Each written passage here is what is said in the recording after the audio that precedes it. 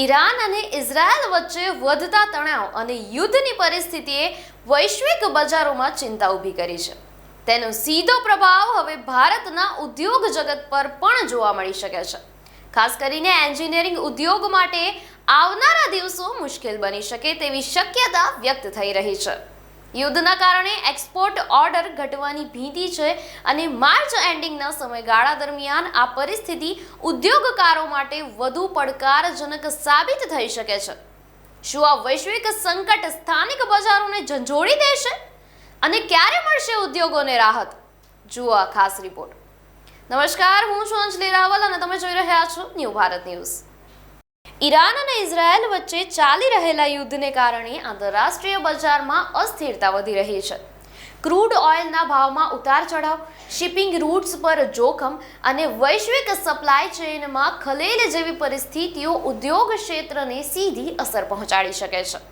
ખાસ કરીને એન્જિનિયરિંગ ઉદ્યોગ માટે ચિંતાજનક સંકેતો મળી રહ્યા છે. મધ્ય પૂર્વ દેશો ભારત માટે મહત્વપૂર્ણ એક્સપોર્ટ માર્કેટ માનવામાં આવે છે.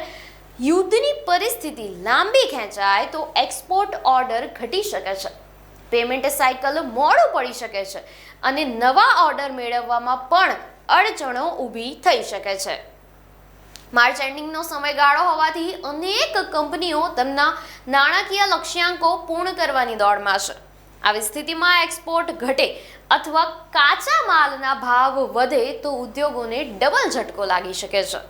ટ્રાન્સપોર્ટ અને ઇન્સ્યોરન્સ ખર્ચમાં વધારો પણ ઉત્પાદન ખર્ચ વધારશે. ઉદ્યોગ જગતના નિષ્ણાતોનું માનવું છે કે જો યુદ્ધ જલ્દી પૂર્ણ થાય તો બજારમાં સ્થિરતા આવી શકે છે અને ઉદ્યોગોને રાહત મળશે. પરંતુ જો પરિસ્થિતિ લાંબી ચાલે તો તેની વ્યાપક અસર આગામી ત્રિમાસિક પરિણામોમાં પણ જોવા મળી શકે છે. યુદ્ધ હંમેશને માટે નુકસાનદાયક હોય છે, નાના હોય કે મોટા હોય. પણ ઇઝરાયલ દ્વારા જ્યારે ઈરાન ઉપર મિસાઇલ ફેંકી અને યુદ્ધની શરૂઆત કરવામાં આવી અને અમેરિકા પણ જ્યારે ઈરાનની સાથે યુદ્ધમાં જોડાયેલું છે અને ઈરાને એના વળતા હુમલા તરીકે મિડલ ઇસ્ટના જુદા જુદા કન્ટ્રીઓ ઉપર પણ મિસાઇલો હુમલા કરી જ્યાં અમેરિકાના બેઝ હતા. એટલે ભારતમાંથી એન્જિનિયરિંગ ક્ષેત્રમાં સૌથી મોટું નિકાસ કરતું એક રાજકોટ અને સૌરાષ્ટ્રના દ્વારા થવામાં આવતું હતું. આપણા ઉદ્યોગો ઘણા બધા મિડલ ઇસ્ટ દ્વારા આપણે નભતા હતા અને આપણો જે વિકાસ છે એ પણ આ કન્ટ્રીઓ દ્વારા થતો હતો, કેમ કે યુરોપિયન કન્ટ્રીની અંદર પણ આપણું એક્સપોર્ટ્સ આના દ્વારા જ થતું હતું.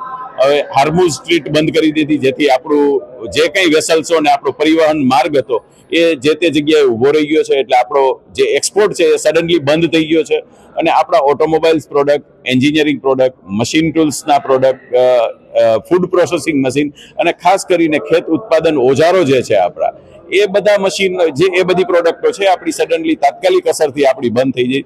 રાજકોટમાં જ્યારે 97% વધારે ઇન્ડસ્ટ્રીઝ એમએસએમઈ છે અને આ એમએસએમઈ ઇન્ડસ્ટ્રીઝે પોતાનું એક્સપોર્ટ પણ ત્યાંથી ચાલુ કર્યું હોય કે દુબઈથી એક્સપોર્ટ ચાલુ થાય, કેમ કે વર્લ્ડનું સૌથી મોટું ટ્રેડિંગ સેન્ટર છે. દરેક ઉદ્યોગકાર અને એક્સપોર્ટર દુબઈથી એમનો માલ પરિવહન થતો હોય, જ્યાંથી પણ બીજા જુદા જુદા કન્ટ્રીમાં થતા.